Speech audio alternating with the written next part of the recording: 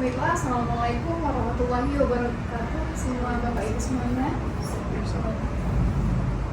Saya di sini bernama Nadia Pratiyudyanila selaku hakim mediator dengan nomor sertifikat 197-MD-2-3-5 dari Pengadilan Agama Banda Aceh. Baiklah, untuk mempersingkat waktu dimohon kepada para pihak penggugat untuk memperkenalkan diri terlebih dahulu.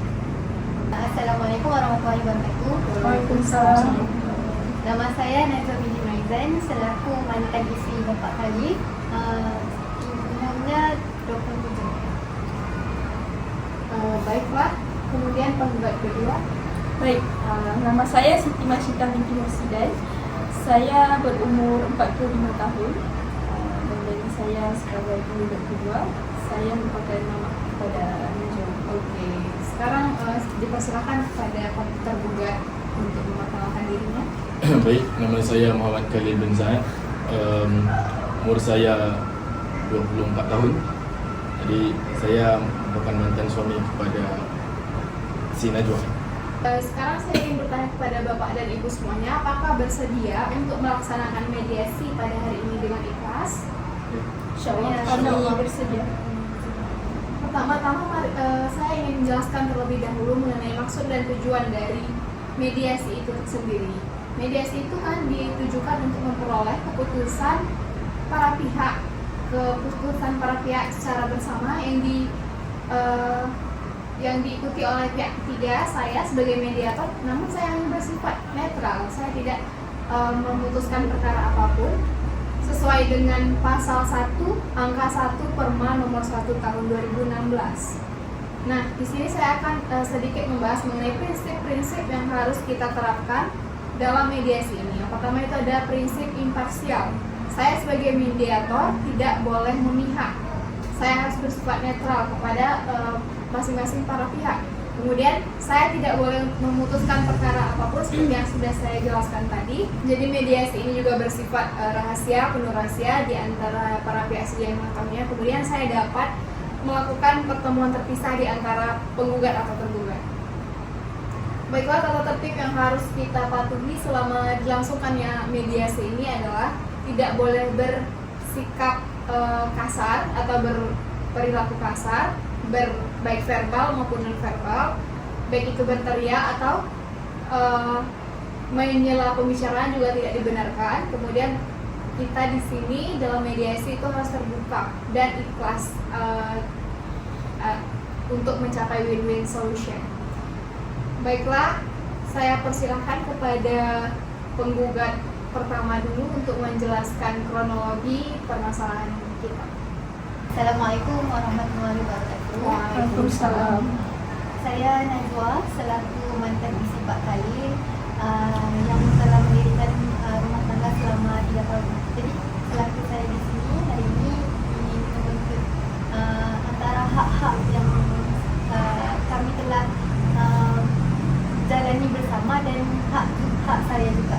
Antara hak bersama yaitu mobil, motor sama rumah yang telah yaitu harta bersama kami yang telah kami usaha bersama-sama.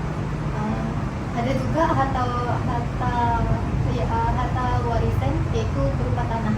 Nah, sekarang dari pihak penggugat kedua, silakan. Baik, saya Siti Masyita. Jadi saya sebagai penggugat kedua. Jadi daripada bagian saya itu, saya mempunyai sebidang tanah, yaitu harta warisan keluarga kami. Dan tanah itu saya serahkan kepada anak saya. Saya serahkan kepada dia karena dia perempuan kan. Jadi dia ada sebidang tanah dan ketika dia sudah menikah, mereka mendirikan sebuah rumah di atas tanah tersebut. Jadi setelah berlakunya perceraian, jadi kami ini mau menuntut hak tanah warisan tersebut karena penduduk mau dapat sebidang tanah warisan keluarga. Jadi tujuannya itu untuk menuntut hak tanah tersebut. Jadi sekarang ini sudah ada rumah yang didirikan menggunakan uang si mantan suami dia. Jadi rumah itu pula atas nama si Najwa, maka ada haknya si Najwa. Jadi saya ingin menuntut hak si Najwa untuk bahagian rumahnya dan juga tanah tersebut. Jadi Baiklah, sekarang dari pihak tergugat dipersilakan. Baik, nama saya Muhammad Khalil. Saya mantan suaminya kepada Bu Najwa. Jadi seperti yang dikatakan mantan isteri saya tadi kan, itu tanahnya punya warisan keluarganya, dan juga rumahnya itu memang rumahnya memang namanya rumah si Najwa. Tapi yang harus dilihat di sini, karena kan yang membeli ataupun yang bangunin rumah itu punya uang saya, karena saya yang sendiri mendirikan rumah itu menggunakan keringat saya. Jadi bukan itu aja, kalau di rumah itu ada mobil, ada motor. Ya, kalau dibilang beli, memang semuanya pakai uang saya. Cuman nama pada setiap mobil dan juga motor dan juga rumah itu memang saya taruh namanya si Najwa. Karena kan itu sudah jadi harta bersama. Kan ini kan udah berkahwin. Tapi udah menjadi bila kita udah bercerai, jadinya saya juga ada solusi-solusi saya sendiri. Mungkin kalau dari segi mobil dan juga motor itu memang kita punya bersama. Tapi walaupun saya membeli mobil dan motor tersebut, saya tahu nama mantan istri saya, tetapi setelah perceraian saya ingin mengutarakan pandangan saya. Jadi lebih baik motor dan juga mobil itu dijual, karena kan pakainya pakai uang saya, memang namanya nama mantan istri saya.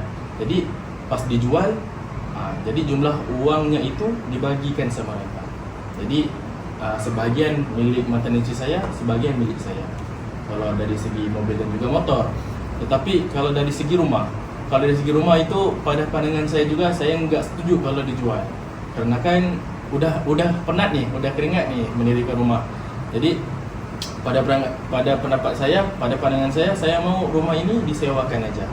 Jadi kalau disewa di atas tanahnya si mantan istri saya, pembahagiannya itu kita bagikan sama rata. Uang sewaan itu kita dibagikan sama rata. Jadi contohnya kalau saya mungkin ambil dari segi 70%, si mantan istri saya 30%. Karena kan saya yang diri ke rumah itu. Jadi mungkin itu dari pandangan saya.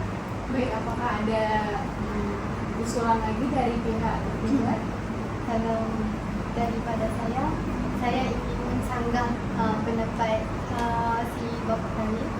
Itu seperti yang Bapak Khalil bilang tadi, mobil sama motor itu disewakan aja. Di situ saya dijual. Di situ saya setuju. Tapi bila tentang rumah itu persennya 70% itu Bapak Khalil dapat 30%. Saya cuma dapat 30%.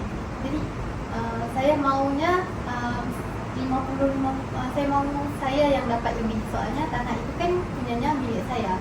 Jadi gimana? Bagaimana tanggapan dari penggugat kedua? Baik, kalau menurut saya yang soal mobil sama motor tadi kan enggak terkait saya, kan juga itu kan harta bersama mereka. Jadi saya setuju sama pendapatnya Khalil bahwa harta tersebut dijual dan dibagikan sama rata. Tapi kalau yang rumah tuh saya lebih berpihak kepada Najwa, karena tanah itu memang tanahnya si dia dan Khalil cuma mendirikan rumah. Jadi kayak nggak adil kalau Khalil 70%, Najwa cuma dapat 30% kan biar 50-50. Lebih adil karena kan harta bersama, namanya rumah itu juga nama si Najwa kan. Jadi biar adil gitu. Baiklah, apakah ada tanggapan dari pihak tergugat? Jadi setelah saya pikir, karena rumah itu punya sentimentalnya sendiri kan, punya kita punya memori-memori di situ. Jadi pas dengar apa yang dibilang dari mantan istri saya sama mantan mentua saya, mungkin pembagian itu saya ambil pendekatan begini. Mungkin saya cuma ambil 40%, tapi 60%-nya saya serahkan kepada mantan istri saya. Jadi kan itu lebih pas kan. Kalau 50-50 itu ya saya pikir juga kan tanah punya mantan istri saya.